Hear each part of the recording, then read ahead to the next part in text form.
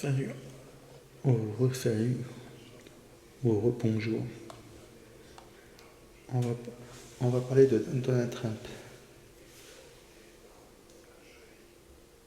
Non, on va parler de Brigitte Bardot. La France est foutue.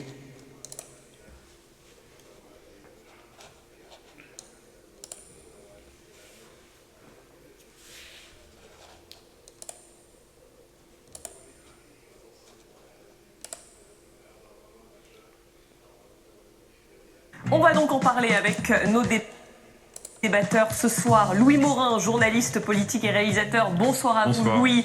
Rokhaya Diallo, éditorialiste au Washington Post et au Guardian. Bonsoir à vous, Rokhaya, et Bérénice Levet.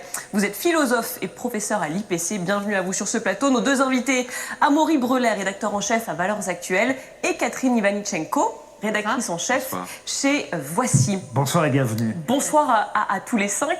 Première question, alors on l'a lu évidemment le papier de Valeurs Actuelles. Le titre c'est le suivant: La France est foutue, mais elle peut renaître. Ça donne le ton. Oui, le constat est définitif. Il n'est pas nouveau parce que Brigitte Bardot fait ce constat depuis des années et elle a choisi à nouveau Valeurs Actuelles comme presque tous les ans pour en parler et faire le constat. Elle est abonnée.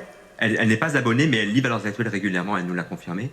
Et on l'a, comme tous les ans, approché pour lui consacrer une interview. Cette année, à l'occasion de Noël, on souhaitait évoquer notamment sa foi, son rapport à la religion et le rôle que sa foi joue dans son engagement militant, notamment dans la cause animale. Et évidemment, on en a profité pour évoquer tous les sujets de l'actualité, Macron... Alors d'ailleurs, vis-à-vis de Noël, c'est une fête qu'elle n'aime plus tellement. Voilà, on la sent très en colère. Elle dit, voilà, elle cite le tralala impudique du commerce, la somptuosité des repas qui entourent Noël.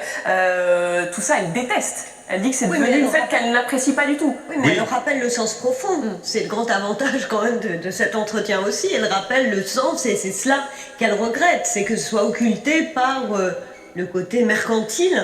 Et je laisse... Comme beaucoup de Français catholiques et de droite, d'ailleurs, elle partage ce constat d'une fête de Noël aujourd'hui devenue totalement commerciale et qui s'est éloignée de ses racines religieuses.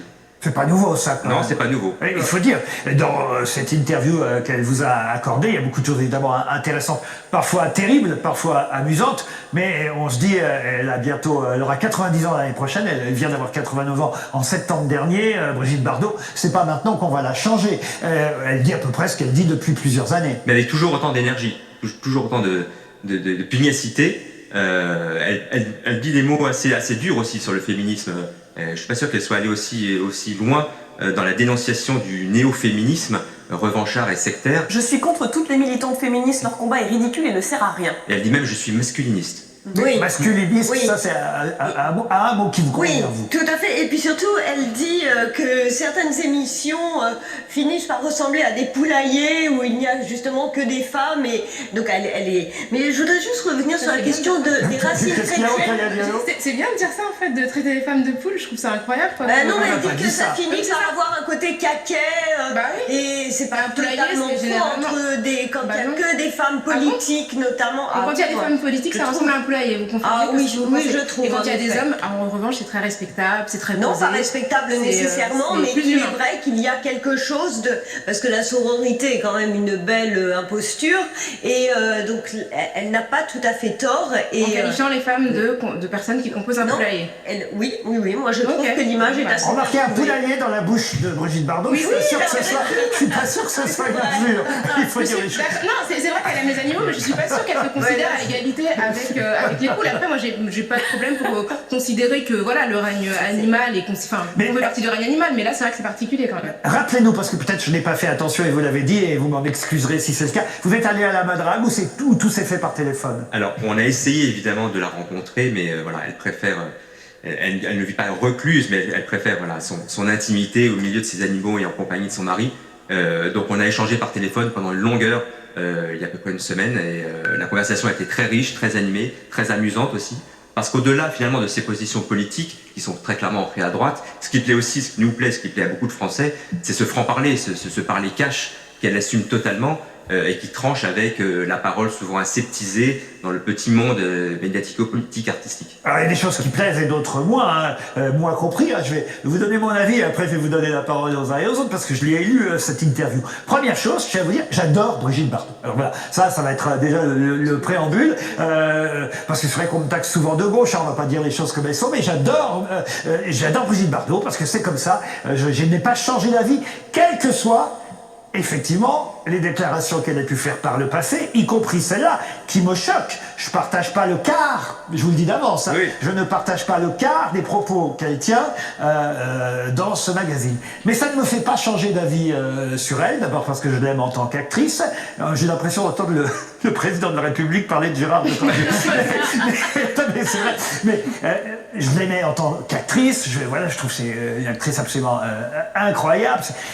Elle a été, et ça on va y revenir parce que ça paraît fou qu'elle s'attaque aujourd'hui aux féministes, à des féministes. Parce que souvent on dit les féministes, mais il y a plusieurs formes et plusieurs sortes de féministes. Mais elle a été à sa façon une féministe. Oui, mais rien d'idéologique. Rien d'idéologique, précisément. Elle l'incarnait. Certes. Elle incarnait cette liberté. Mais quand même, elle a été à sa façon, elle a changé l'image de la femme, elle a fait évoluer l'image de la femme, il faut le rappeler. Enfin, aujourd'hui, dans l'interview de Valeurs Actuelles, elle s'indigne que des femmes conduisent des poids lourds et que des hommes boivent du thé. Oui, on va y revenir, mais ça c'est le préambule que je voulais faire.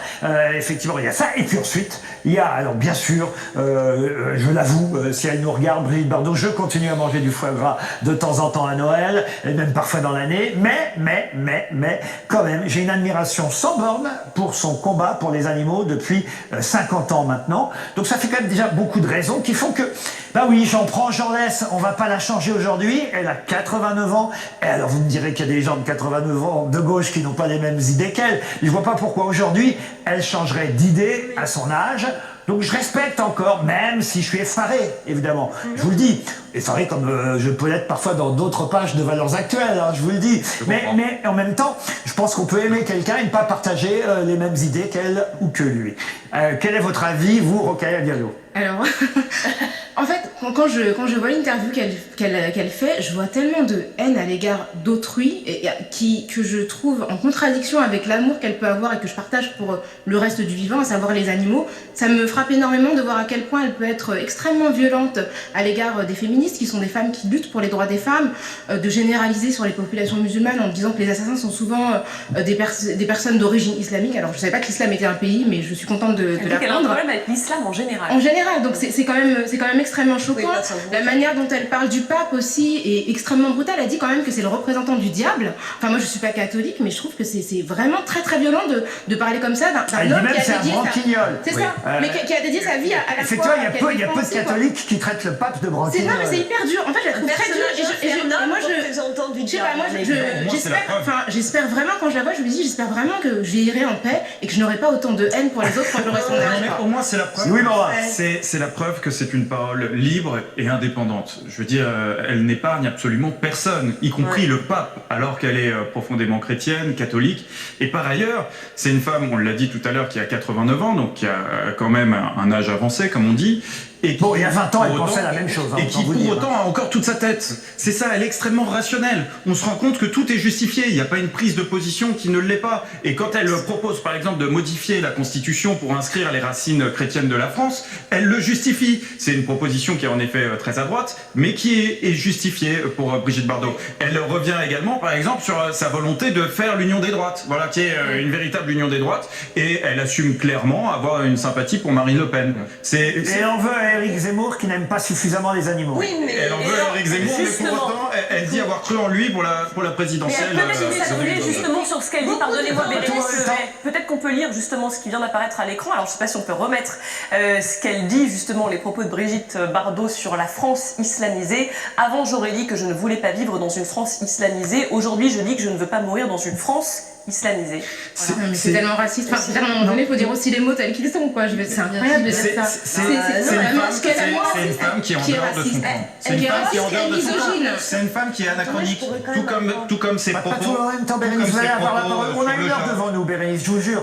Donc chacun son tour.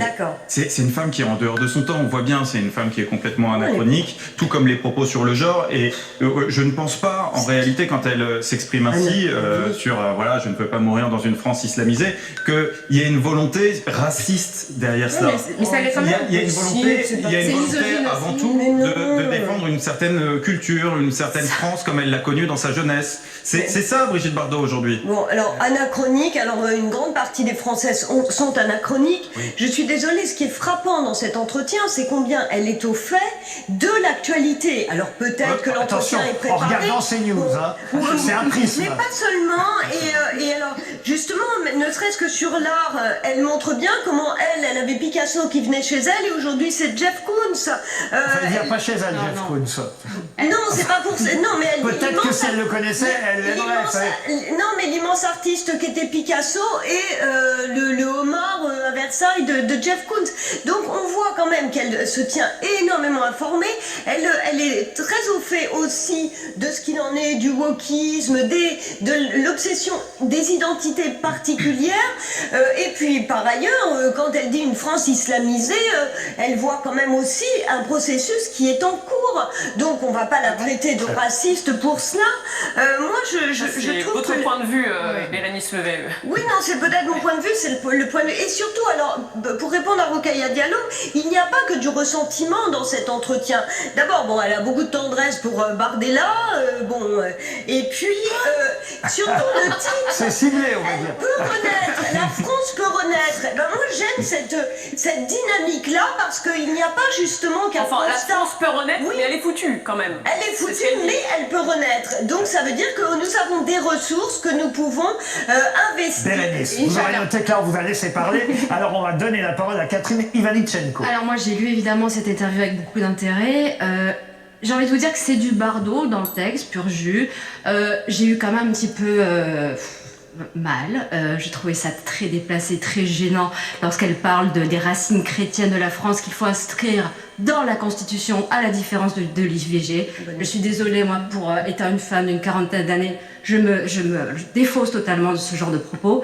Et en effet, il y a de nouveautés. Hein. Elle fait partie du nouveau fan club de Jordan Bardella, et elle apprécie aussi Jean Dujardin. C'est bon à savoir. Ça reste intéressant de savoir que, voilà, elle apprécie encore des choses. Jean Dujardin dans le film The Artist. Voilà. Parce qu'elle dit qu'elle n'aime pas le cinéma d'aujourd'hui, mais que quand même, il faut reconnaître que The Artist avec Dujardin, c'est du bon cinéma. Qu'est-ce que va faire Jean Dujardin de cette information? Je n'en sais rien, mais bon, joyeux Noël à Jean Dujardin.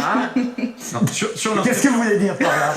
Que je sais pas si c'est extrêmement flatteur, en fait. Voilà. Sur l'inscription des racines chrétiennes dans la Constitution, c'est une proposition forte qui avait déjà été faite par Éric Ciotti sur la présidentielle de 2021. Donc c'est pas une proposition qu'elle a complètement sortie du chapeau. Ce qu'il faut dire sur Brigitte Bardot, c'est que ça fait quand même des années qu'on sait qu'elle tient ce type de discours. C'est la première fois que peut-être qu'elle le tient de manière aussi marquée, aussi évidente dans un condensé, dans un hebdomadaire. Mais ça fait des années qu'on sait qu'elle s'est droitisée, et elle assume complètement cette prise de position. Ce qu'il faut dire aussi, c'est qu'elle a 89 ans et qu'elle a vécu les 30 Glorieuses, qu'elle a vécu par la suite les 20 Piteuses, et que depuis, elle voit le grand déclassement de la France qui ne cesse de s'empirer. Mais elle pourrait voir aussi d'autres choses. Il y a énormément de groupes depuis les 30 Glorieuses qui ont accédé à des droits. Il y a eu la dépénalisation de l'homosexualité, les femmes ont obtenu des droits supplémentaires. Enfin, je veux dire, ne voir que ça comme un déclin, alors que d'autres, un déclin certes économique, mais il y a quand même énormément de gens qui ont bénéficié d'avancées sociales. Et pardon, j'ai envie de dire parfois que c'est pas forcément un clivage droite-gauche, même si évidemment elle a toujours été de droite, elle l'assume et elle l'assume encore aujourd'hui.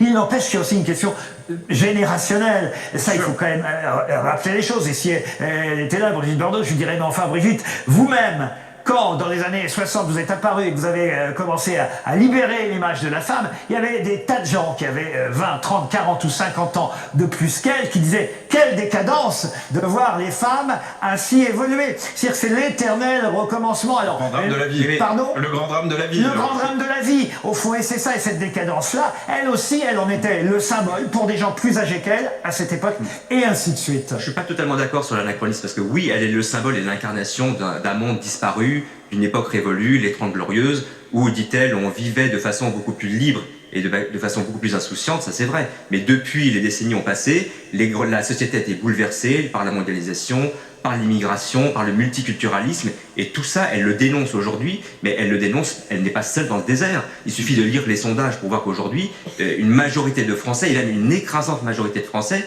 sur toutes les questions qui sont relatives à la laïcité, à l'islam ou à l'immigration, sont largement dans son camp. Bien sûr. Oui, mais la France, c'est quand même un pays qui est quand même composé en grande partie de personnes qui ne sont pas super jeunes. Et quand on regarde les sondages et qu'on regarde ce que pense la jeunesse, elle est quand même plutôt en antinomie sur les questions notamment de culture multiple et de la France telle qu'elle est. Le RN séduit beaucoup parmi la jeunesse aujourd'hui. Bien sûr, mais quand on regarde les sondages, par exemple sur les questions de laïcité, on voit bien que les jeunes ne sont pas du tout alignés sur ce que défend Brigitte Bardot. Une certaine jeunesse, pas...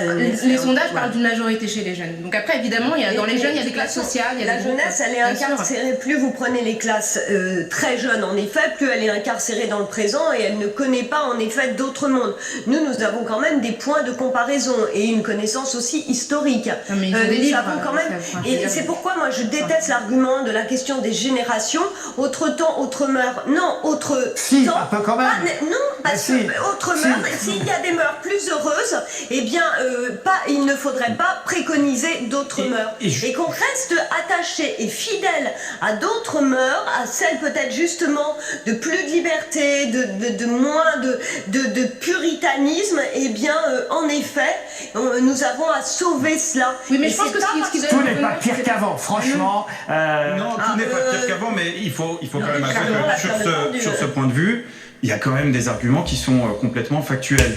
Je veux dire, le classement PISA, aujourd'hui, l'année dernière, la France était classée 23e. Si on remonte aux années 2000, elle était située... du niveau scolaire, en maths, notamment du niveau scolaire. Exactement. Maths, sciences et littérature.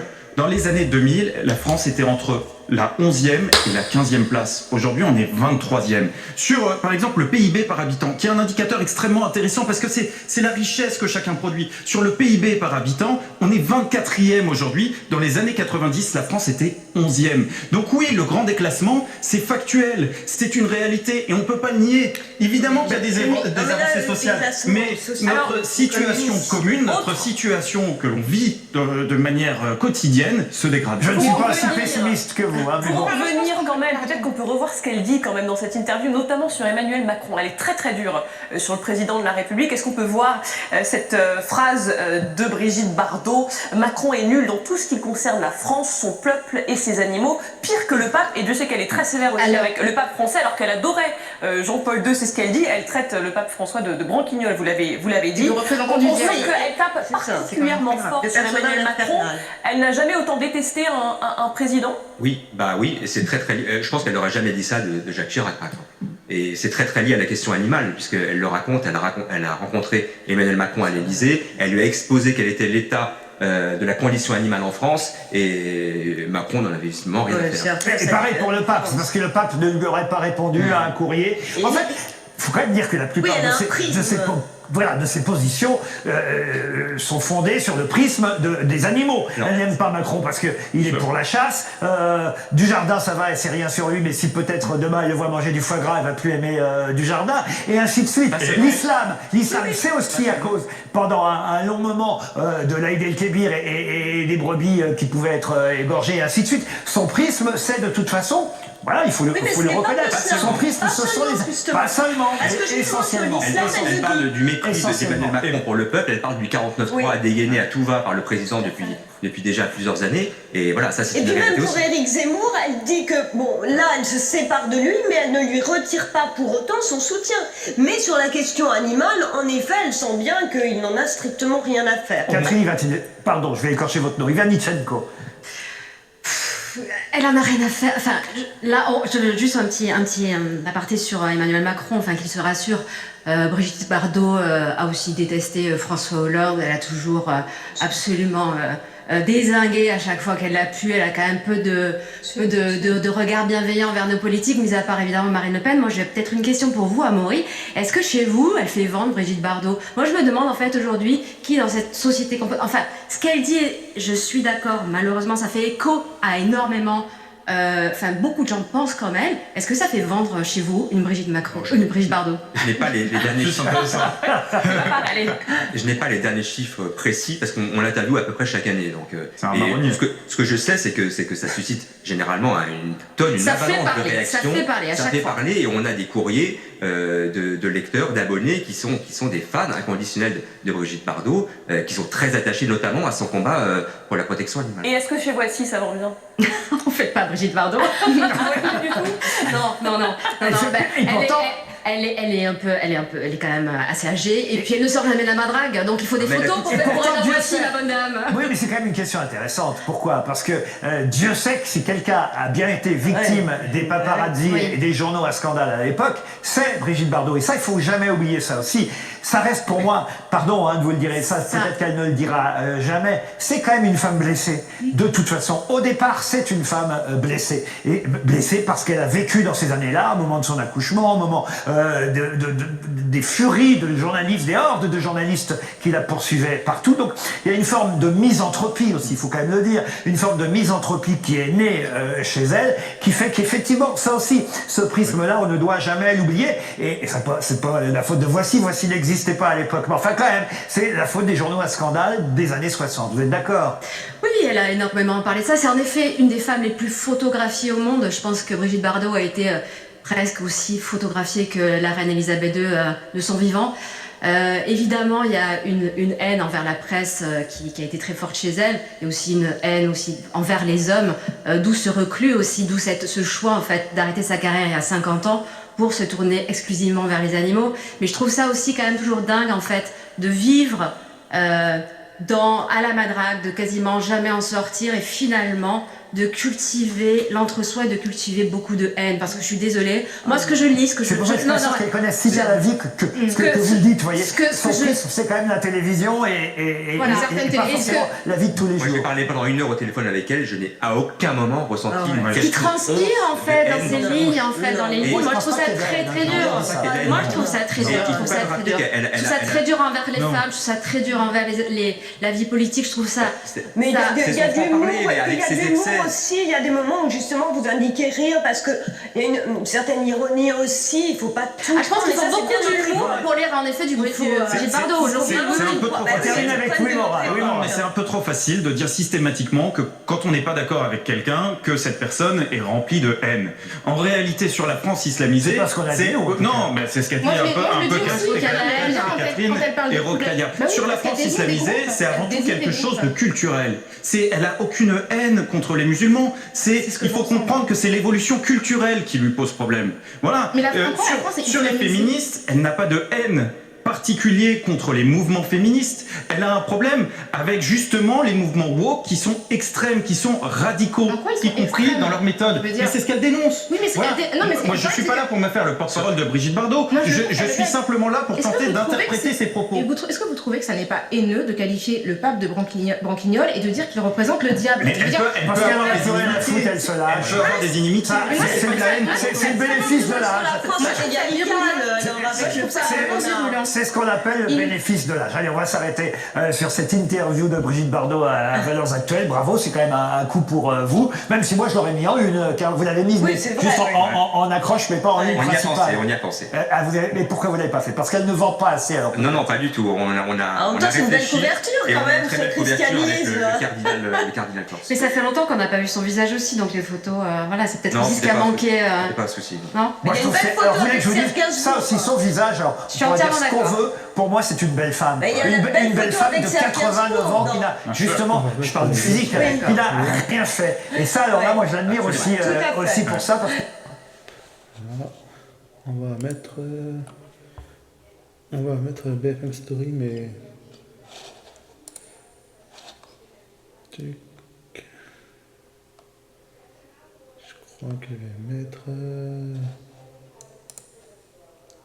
Bardot, la France est foutue.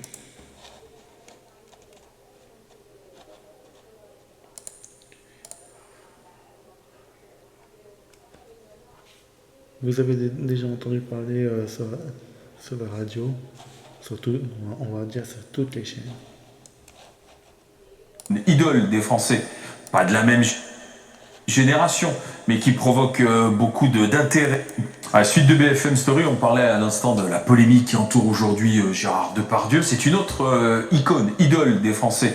Pas de la même génération, mais qui provoque beaucoup d'intérêt aujourd'hui. Et là encore de polémique, il s'agit de Brigitte Bardot. À travers un entretien accordé à nos confrères de Valeurs Actuelles, Amaury Brelet et Quentin Auster, on était avec le directeur de la rédaction de Valeurs Actuelles, c'est monsieur Tugdual-Denis. La France est foutue, c'est le leitmotiv de cet entretien fleuve qu'a accordé Brigitte Bardot à vos journalistes. La France est foutue, mais elle peut renaître. Tout de même. En revanche, effectivement, il y a un diagnostic extrêmement sévère de Brigitte Bardot, avec sur le fond des jugements assez définitifs sur Emmanuel Macron, qui est effectivement qualifié de président déconnecté, de président qui pense beaucoup plus à l'Europe qu'à la France. Elle dit même le mot nul à son égard. Elle critique énormément le pape François, qui est un branquignol selon elle, qui s'occupe pas de la cause animale, notamment. Qui s'occupe pas de la cause animale, elle lui a écrit, il lui a pas répondu. Ça lui fait un point commun d'ailleurs avec Emmanuel Macron, parce qu'elle avait aussi écrit à Emmanuel Macron. Il faut que le pape et le président de la République sachent qu'on répond à Brigitte Bardot. Parce que comme elle le dit, elle répond au courrier de ses admirateurs, ou des gens en tout cas qui tout simplement lui écrivent. Mais aussi, je trouve que c'est une interview qui a un impact, parce que sur la forme, c'est quelqu'un qui est évidemment âgé, qui a sa carrière derrière elle, et on voit bien ce que ça donne, une personnalité une fois libérée du politiquement correct, de la forme conventionnelle que normalement on prend quand on s'exprime. Et donc il y a des gros mots, il y a un langage extrêmement direct. Les gens qu'elle encense, elle les encense puissance 10, et les gens qu'elle critique, elle les atomise. Sur l'islam notamment, puisqu'elle dit carrément, avant j'aurais dit que je ne voulais pas vivre dans une France islamisée, aujourd'hui je dis que je ne veux pas mourir dans une France islamisée. Alors on sait qu'elle a un combat personnel, c'est le halal. Oui, c'est évidemment plus large que ça. Mais ça va plus loin, parce qu'elle dit non, c'est l'islam en général, l'invasion islamiste, qui sont épouvantablement dangereux pour l'identité et la culture française. En fait, ça fait plusieurs années que Brigitte Bardot a un diagnostic extrêmement sévère sur une France, pardonnez-moi l'expression, mais qui partirait à volo, et qu'elle est très critique effectivement sur la propagation de l'islam en France. C'est aussi pour ça d'ailleurs qu'elle avait soutenu, ou en tout cas complimenté Éric Zemmour au moment de la dernière élection. D'ailleurs le faire dans cette élection présidentielle. Alors pour la petite anecdote, elle dit Éric Zemmour a une carrière d'homme d'État, même s'il est petit et malingre. Et j'ai échangé avec Éric Zemmour suite à cette interview. Il a bien aimé le premier compliment, il a un peu moins apprécié le commentaire sur son physique, même si je suis pas sûr qu'il était très vexé, mais bon, il l'a relevé en tout cas. Mais ce qui est assez intéressant d'ailleurs dans cette interview, c'est que en revanche, elle dessine quasiment une forme d'appel à l'union des droites. C'est-à-dire qu'elle complimente Zemmour, mais elle complimente aussi Marine Le Pen. Elle relève surtout Jordan Bardella. Que Jordan Bardella, dont elle dit qu'il est extraordinaire désormais aux côtés de Marine Le Pen. Et on lui parle aussi de David Lisnard d'ailleurs, le maire de Cannes. Et elle dit moi je suis pas derrière un parti, je suis pas derrière spécialement un ou une leader, mais ce que j'aimerais, c'est que tous ces gens que j'admire et que j'aime s'entendent. Or, on sait bien que l'union des droites en France aujourd'hui est assez compromise, mais pour autant, c'est un peu ce qu'elle semble dessiner. Après, ce qui est très surprenant, honnêtement, c'est ses attaques contre Emmanuel Macron. C'est pas surprenant qu'elle critique Emmanuel Macron, mais elle y va démesurément, elle y va vraiment à fond les ballons. Rien ne va avec lui. Et le 49.3, ça va pas. Elle n'a jamais parlé comme ça d'un autre président de la République. Elle a eu des désaccords, j'imagine, avec François Mitterrand, avec Jacques Chirac, avec François Hollande, avec Nicolas Sarkozy. Et il est nul. Mais là, Emmanuel Macron, c'est jugement déconnecté, il ne pense pas à son peuple, il pense plus à l'Europe qu'à la France. Le passage sur Emmanuel Macron est clairement le plus sévère de l'interview. Son bilan est mauvais surtout, pas que sur la question animale. Si seulement Macron avait un peu d'empathie, de sens humain, de respect pour la vie et ses concitoyens, les Français traversent une époque épouvantable, les retraités n'ont plus un rond, il est déconnecté, il ne pense qu'à l'Europe, et la France, il s'en tamponne, il dégaine le 49.3, ne va jamais dans le sens du peuple, jamais. Elle dit même les retraités n'ont plus un rond, les gens n'ont pas de quoi se payer le loyer, et en revanche, le président dépense des sommes faramineuses, je la cite, pour les immigrés. Donc c'est vraiment... Il y a quand même toujours une obsession, quand même. Écoutez, clairement, on sent une personnalité qui est engagée très à droite. Après, faut réaliser aussi que c'est ce que pense une grande partie des Français. Si vous elle le dit d'ailleurs, elle si vous regardez les sondages, des sondages. Il y a beaucoup de gens qui pensent qu'effectivement il y a un problème d'intégration en France, que l'islam prend trop de place, qu'il y a un à la Moulinette Bardot, il n'y a pas que les politiques, il n'y a pas que l'islam, il y a aussi le cinéma, il y a la télévision, le féminisme. Et le pape François, même le pape François, honnêtement, il est rhabillé. Le pape François est un branquignol. Il est vraiment rhabillé pour l'hiver, sa santé. Mais je vous dis, je pense qu'il y a une liberté de ton qui est due aussi au fait que voilà, c'est quelqu'un qui a sa carrière. Elle peut aussi dire des bêtises. La liberté de ton, c'est une chose, elle peut aussi dire des bêtises. Moi, sur le vocabulaire à utiliser, voilà, chacun est responsable de ses mots. Mais elle a des mots très francs, mais moi j'ai envie de lui reconnaître cette liberté-là. Elle dit qu'aujourd'hui la télévision, c'est une télévision de que c'est un cinéma de que plus personne n'a des elle pointe beaucoup le manque de courage, effectivement, des responsabilités, des responsables politiques. C'est courage qu'il faut lire. Non, ça c'était pas le courage, c'était une partie intime de l'anatomie masculine, effectivement. Mais Christophe Barbier, c'est de la liberté d'expression ou c'est un peu le naufrage d'une vieille femme? C'est la liberté d'expression d'une personnalité un peu hors norme qui est en contradiction souvent avec elle-même. Elle défend les animaux, mais elle est carnivore dans cette interview, parce qu'elle dévore tout le monde. Elle fait l'éloge du catholicisme pour finir par traiter le pape de branquignol. On peut avoir ses préférences dans la liste des papes, mais quand on est catholique, branquignol n'est pas exactement dans le registre qu'on utilise. Par ailleurs, cet éloge du catholicisme, ces films, je ne suis pas sûr que les dieux créés à la femme avaient les faveurs de l'office catholique qui validait les films il y a quelques décennies. Donc c'est ça qui est surprenant, parce que Brigitte Bardot, alors pour les plus jeunes, parce que je pense qu'il y a quand même une fracture générationnelle, mais elle a symbolisé la libération sexuelle, la liberté d'avoir des amants, de changer, de faire un peu ce qu'elle voulait, de pas vouloir spécialement être mère. D'ailleurs, elle l'a dit ensuite que elle avait regretté d'être mère, elle l'a dit. Et puis finalement, aujourd'hui, elle est quand même dans un créneau très réactionnaire. Oui, elle est réactionnaire, mais c'est pas une mère la morale. Elle vient pas le dire, ne profitez pas de la vie. Non, elle a ses combats. Elle a ses combats qui sont contestables. Elle a un combat jusqu'au boutiste au service des animaux. Quand elle reproche à Emmanuel Macron de recevoir les chasseurs, il y a des chasseurs aussi dans ce pays. C'est pas des sous-citoyens. Donc ça, c'est un débat. Elle a des propos excessifs quand elle dit il offre des sommes faramineuses aux immigrés. Mais où a-t-elle vu ça? Sont les fausses faramineuses. C'est sa subjectivité. Des immigrés qui sont logés dans les hôtels. Enfin, ils ne sont pas logés au Crillon ou au Plaza, les immigrés. L'argent qu'on donne pas. On peut contester le financement public de l'accueil, etc. Mais enfin, on voit surtout des tantes porte de la Chapelle plus que des immigrés dans les palaces. Mais c'est sa subjectivité. Ce qui est intéressant, c'est de voir que dans le patrimoine national, ce qu'elle représente, c'est une icône des années 60, elle et Alain Delon, donc les deux qui nous restent, je veux dire, sont très marqués à droite. Comme s'ils s'étaient durcis dans leurs opinions politiques. Lui était déjà dans cette famille-là il y a depuis très longtemps, avec le temps. Et la France, telle qu'il la commente aujourd'hui, il la voit avec des lunettes qui ne sont pas des lunettes d'amertume sur la vie, mais qui sont des lunettes d'amertume sur le pays. Mais vous savez, moi, c'est étrange. Le lendemain de Crépol, j'ai re-regardé du drame de Crépol, donc dans la Drôme, j'ai re-regardé le clip de la chanson de Bourvil, Le Petit Bal Perdu.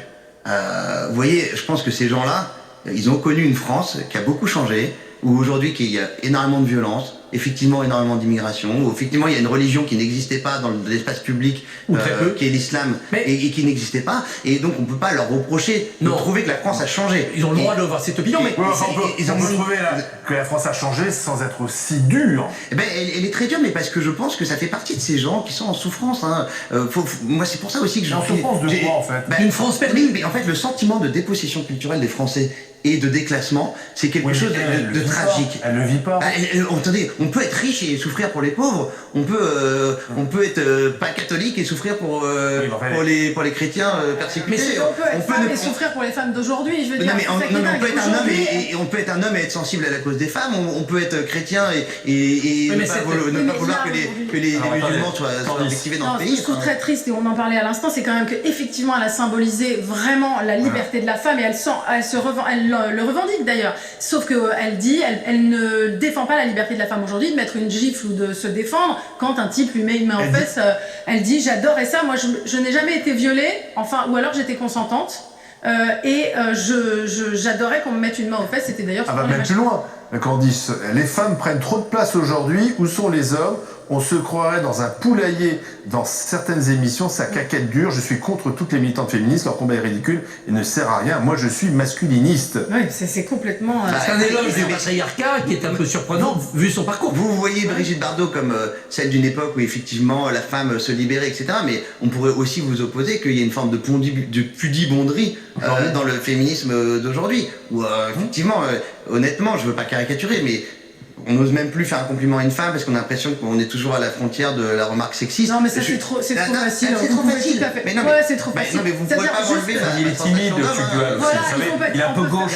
Il y a une mutation traumatique, c'est vrai, des relations entre les jeunes gens et les jeunes femmes à cause de cet univers. Ça c'est vrai. C'est un moment de notre époque qui contraste fortement avec la libération sexuelle des années 60, mais aussi avec le patriarcat agressif. Donc il y a du bon et du mauvais peut-être dans cette évolution. C'est la société. Pourquoi elle ne se réjouit pas qu'il y ait quasiment la parité à l'Assemblée nationale? Ça devrait être au moins un point de satisfaction sur l'époque et éventuellement sur la majorité. Elle dit en gros que les femmes prennent trop de place, elle le dit, les femmes prennent trop de place aujourd'hui. Qu'est-ce que ça veut dire prendre trop de place quand on est à peine à la parité? Après, que les causes féministes aujourd'hui soient dans l'excès de bruit, parfois et militantisme, comme on l'a vu dans notre sujet précédent sur Depardieu, parce qu'on est dans un moment de tension politique, oui.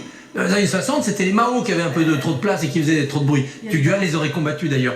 Et il n'y avait peut-être pas assez de place. Elle dénonce le fait qu'il y a une évolution positive, puisqu'elle dit « Les femmes ont toujours eu des places prépondérantes dans la vie, il leur suffit de le vouloir, d'avoir du caractère, d'être intelligente et de bien savoir entortiller les mecs. » Oui, c'est sûr que c'est pas la même chose que la discrimination positive, les quotas, une espèce de moralisation du débat public, c'est ça qu'elle dénonce. Et je pense que les gens voient très bien à quoi elle fait allusion. Oui, mais après, avec ses mots, peut-être avec de l'excès, que sais-je, mais ça correspond pas à rien dans la société. Cette nostalgie qu'on peut comprendre, parce que c'était mieux avant, on a le droit, c'est stérile, il n'y a pas de fécondité. Regretter le temps des courtisanes qui ont entortillé les hommes, regretter le temps de la Pompadour, ça mène à rien. Alors, elle va voir 90 ans. Bien sûr, donc elle voit surtout la vie dans son rétroviseur. Vous savez, un poète disait, à partir d'un certain âge, ce qui nous reste à vivre, c'est ce qu'on a vécu. Et c'est à cela que me fait penser cette interview. Il y a des gens de 90 ans qui pensent pas la même chose. Exactement. Mais il y a une chose, Tugdual, Christophe. Edgar Morin, par exemple, il n'a pas la même vision du passé. On ne va pas feindre là de découvrir Brigitte Bardot avec cet entretien à Valeurs Actuelles.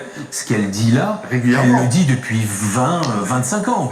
Ça y va quand même un peu fort, honnêtement. Elle l'a toujours dit. Et disons que tout le monde en prend pour son grade. Et je vous dis vraiment, il y a quand même une chose, c'est, je parle sous le contrôle de vous deux, mais je crois pas qu'elle ait déjà été aussi sévère avec un président de la République en exercice. Mais souvent elle traite de plouc, d'incapable, de machin, mais chacun prend une balle les uns après les autres. Là, ce qu'il y a, c'est qu'ils sont tous alignés et effectivement.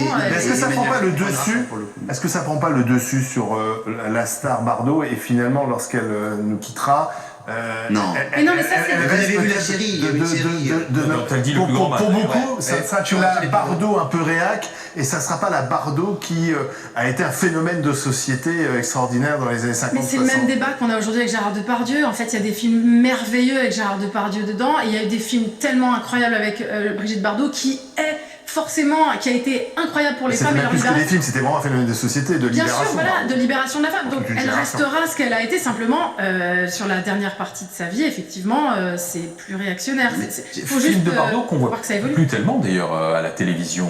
Aujourd'hui, on passe Le Mépris une fois par an. Peut-être qu'ils n'ont pas toujours très bien. Et peut-être aussi, effectivement. Mais est-ce qu'elle prend pas le risque d'avoir aujourd'hui une partie des télés qui disent Bardot, la vieille Bardot, c'est pas la peine de repasser ses films. Je pense pas, en tout cas pas une partie des spectateurs. Je pense que distinguer la femme et l'œuvre, voir que la mamie flingueuse d'aujourd'hui a des idées qui ne s'étaient pas forcément celles de la pétroleuse d'il y a quelques décennies, je pense que les gens font parfaitement la distinction. Les nouvelles générations font pas la distinction, hein. Les nouvelles générations ne veulent pas voir les films de Polanski, de Farbier. La nouvelle génération, elle aura sûrement découvert la série Brigitte Bardot qui a été diffusée cette année. Elle aura sûrement découvert Brigitte Bardot via cette série sur elle, ce qu'on appelle un biopic, plutôt qu'en re-regardant effectivement des films de l'époque.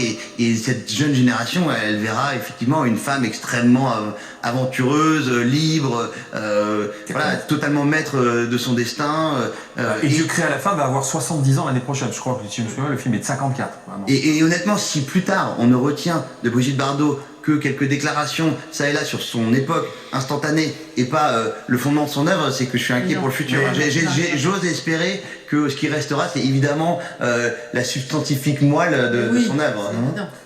On l'interroge, bien sûr, vous l'interrogez sur Gérard Depardieu. Alors, visiblement, elle ne le connaît pas bien, Gérard Depardieu, c'est pas sa même génération. Elle dit, chacun est responsable de ses actes. Disons qu'elle a une formule tout ça est lamentable, et il y a des choses plus graves et plus dramatiques. Mais elle est finalement assez prudente sur Depardieu. Exactement, elle a été assez prudente. J'en ai discuté avec le journaliste qui l'avait interrogé. Elle n'a pas voulu s'étendre, en gros. Elle voulait ni hurler avec la meute contre Gérard Depardieu, ni tout d'un coup, effectivement, devenir sa première avocate. Brigitte On vient Bardot. d'apprendre que Brigitte Bardot sera Au téléphone avec Laurent Ruquier. Laurent Ruquier ce soir, ouais, sur votre antenne. Ce soir à partir de 20h. Voilà, à partir de 20h.